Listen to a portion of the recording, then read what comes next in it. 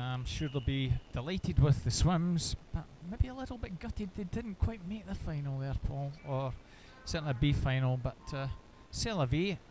It's more important to get a improvement in the time. I'm sure the coaches will be delighted. Well, absolutely. You can only control what you do in the pool. You can't control what others do. And it wasn't their fault that others went very slightly faster in this morning's heats. Great effort there from all the swimmers in the heats. I think we saw an improvement in every single heat there. Yes, absolutely. I think probably at least half the swimmers improved on their entry times, and it just shows you how committed the swimmers are throughout the course of the year with their training. The latter stages, and when a lot of these swimmers are in hard training, for them to perform and improve on their entry times is no mean feat. Coming down on this one, first of our 3 heats of 200 back. Just the 4 swimmers go in this one. Craig Gibb from Dundee City Aquatics in 3. In 4, Magnus Rowley from Warner Bass in lane 4. Our leader Liam Harkin from the first programme in lane 5. And in 6, Callum McDonald from Finns in 6. Liam Harkin 1:11.49 has a good 3-second advantage already at the halfway mark, Paul, so he's looking very strong and comfortable in this one.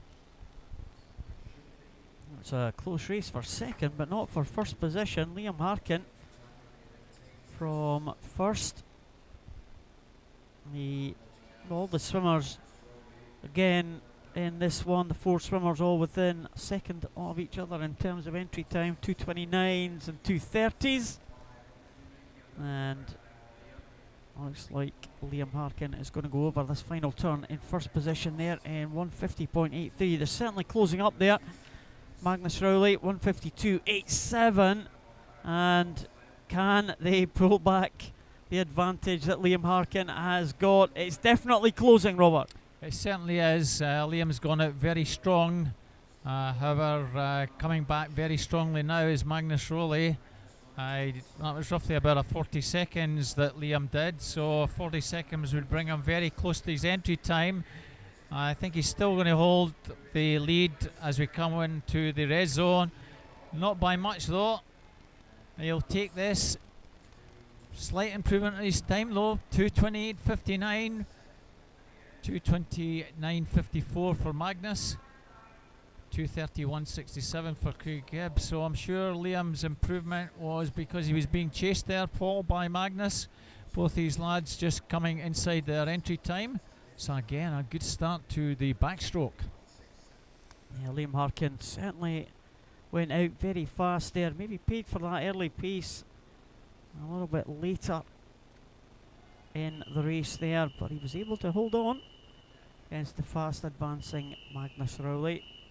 Those 2 swimmers inside their entry times continuing that good run. Second heat, just 3 heats in this one. Check if we have all the swimmers. Looks like we do. Murray Fraser, closest to us, from East Lothian, next to his East Lothian teammate Sean Craigmile. Sonny Kennedy from Warrender, using quite a long distance under the water there. He goes in lane number 3. Finlay Saunders, Heart of Midlothian in 4. Gregor Penman in 5 from Burnt Island. Elliot Miller from first in lane number 6. Joseph Brownlee, Swim West Lothian in 7. And Lewis Bailey from Cooper in lane number 8. Well, see the backstroke starts and turns, Robert. The swimmer's allowed to stay underwater for 15 metres, and a lot of them very, very, very quickly up there, 6 or 7 metres for these young swimmers. The older guys, you see them using almost the entire 15 metres sometimes. Absolutely, the more distance, as you say, Paul, that they can work off that wall, the less they've got to do when they surface. So a lot of these swimmers will try and get to roughly 13 and 14 metres before they surface wherever possible. And already coming down on the halfway mark here in lane 2, Sean Craigmile. He's one of the younger swimmers in this one.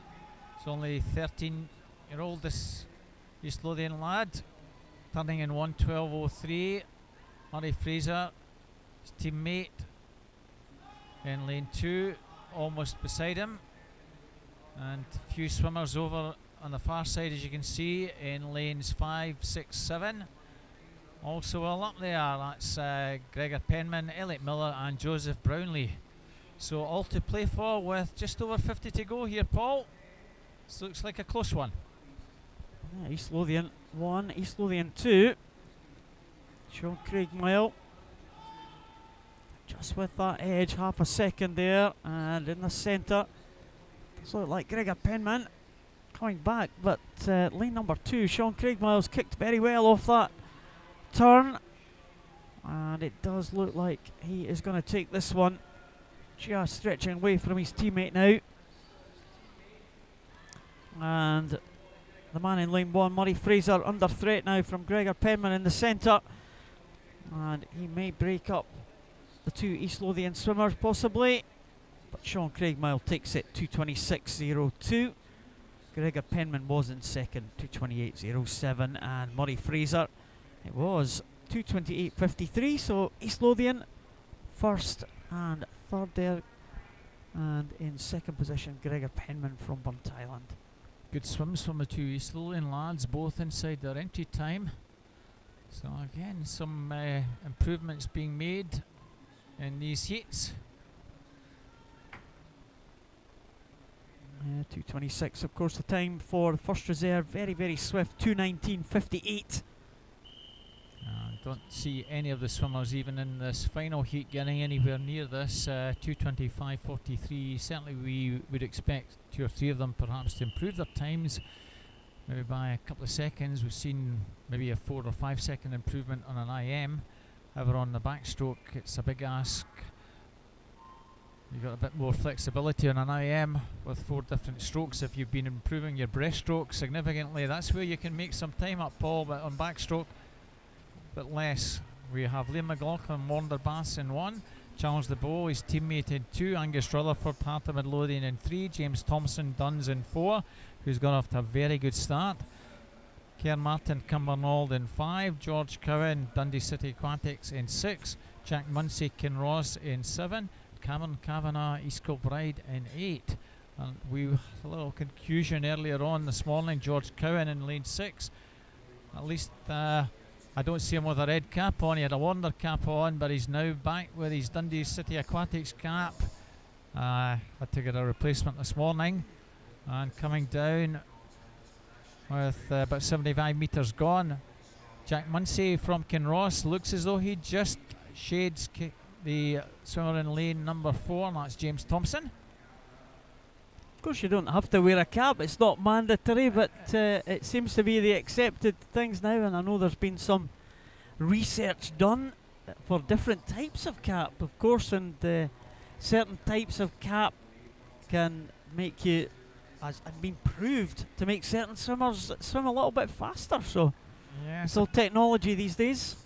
Apparently so, and sometimes it's psychological. I know my daughter had a cap that she had on that she loved wearing, and I would say, well, look, if you're wearing if you're at a district event, you can't wear that cap. You've got to wear your club cap. And sometimes she would actually do a PB with her club cap on, so sometimes it's very relevant. But yes, caps can be a little bit contentious. You don't need to wear a cap, but some of them, it's important that they've got the best gear on that makes them just go that fraction faster. Well, something's making Jack Munsey go that little bit faster, because he is going very well indeed, the Kinross swimmer in lane number 7. And it looks like James Thompson possibly in second. Jack Munsey continuing that good swim in 2:25.03, and very good swim again from Jack Munsey, just maintaining that improvement there that we've seen in each of the heats. So good swims there in the 200 backstroke. And well, we spoke about the underwater work earlier as well.